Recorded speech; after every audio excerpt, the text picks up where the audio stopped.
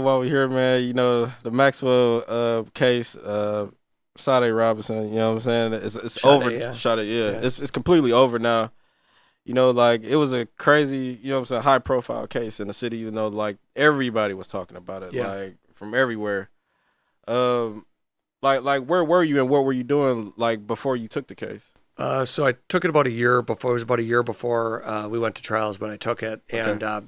I got hired on that case. Pretty much the same way I get hired on any case. The family reached out to me, and we didn't know at the beginning.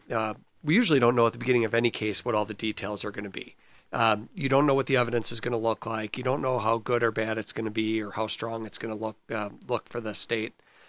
So I got contacted by the family, and we discussed a fee, and they came in, and I ended up taking it on. Yeah. But did you hear about everything that was going on before you took the case?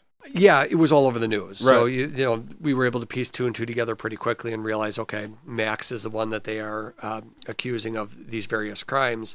And then as the evidence just started coming in as we were representing him, and it just gets sort of harder and harder and harder, because this type of case in particular was one that I think really had like every law enforcement agency under the sun. I mean, they had FBI investigation, they had Milwaukee Police Department, they had the Sheriff's Department. And so you really had, when you have that quantity of law enforcement agencies involved, usually we can bank on some screw up. A lot of our cases, there's some loophole, there's some angle, they cut a corner, they didn't do something they were supposed to do. That's how we approach almost pretty much every case. Yeah. And this is one where, there really wasn't a corner that was cut. It was almost the opposite. Like for everything that could have been done with one officer, they used five, and they really tried to shore up their investigation. And I understand why. I mean, it's just the type of case that's sort of once in a lifetime thing. I mean, it's not gonna. Thank God, right? I mean, it's Right. not the kind of thing that we want to have happen in our community, and I don't expect to see another case like that probably in my career. Facts. Yeah, man. But most definitely, like I know you probably seen it. Like a lot of people, like in our community, they were upset that you even took the case. Like, Yeah. and they don't understand. They be like, "Man, Tony is known for beating cases." You know what I mean? So I think majority. I can't speak for everybody, but I think majority of people were upset because they was like, "Man, he got Tony. He's gonna beat it." Yeah, I think there's that assumption, and I don't beat every case. Obviously, Right. I wish I did, but you can't do that. That's not realistic. I mean, Right. certain cases are going to be stronger than others. Right. What we're good at is we're good at exploiting the weaknesses. When something is, we will always identify in every case 100% of the time the weaknesses. We will figure out what they did wrong. We will figure out where the loopholes are. We will figure out what challenges exist.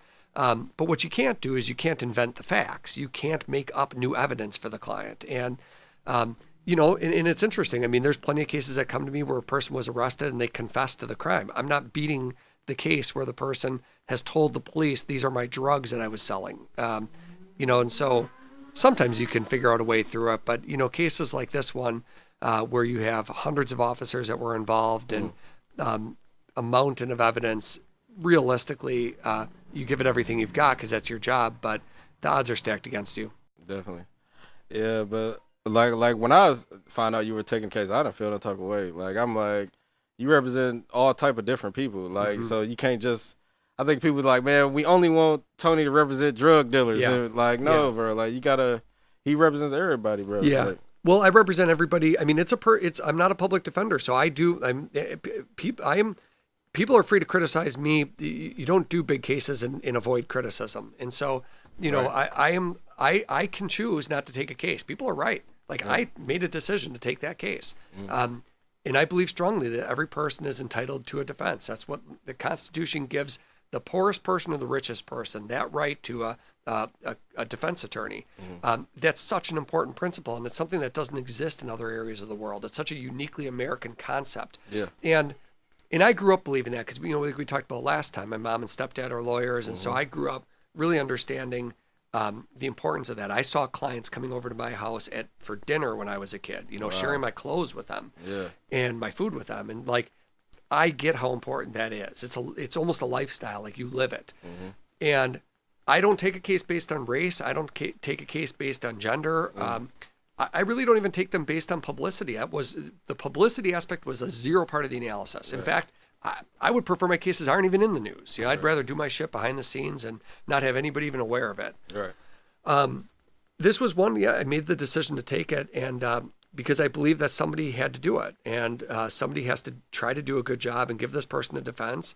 In the jury, if you believe in the jury system, the jury's going to make a decision. Yeah. And they made it against my client, and whenever that happens, we accept those verdicts and we move on. Right. Yeah, but when you finally got to sit down and actually like talk to Maxwell, meet him, like what was his personality like, and like what was your first thoughts on when you first met him? I found Max to be somebody that I could talk to. I didn't have any problems ever communicating with him. That's different than a lot of people. Some people you meet and they're very standoffish. They don't want to be forthcoming with information. They don't trust you. I felt like from a relationship perspective, zero issue. Okay. And and the other weird thing is the number of people who reached out to me who had worked with him over the years. Coworkers and bartenders who all had the same thing to say. They didn't. It wasn't like I was getting a mountain of bad phone calls of people saying, "Hey, this guy did this bad thing to me" or "this bad thing to me." It was generally positive. Wow. So how that broke down and how it happened, I mean, anyone's guess is as good as anyone else's, I suppose. I mean, I realized what the jury did. They returned the verdict that they returned. But I always found Max to be somebody that I could communicate and still, I still have the sentencing for him, obviously. Yeah. No problem working with him at all.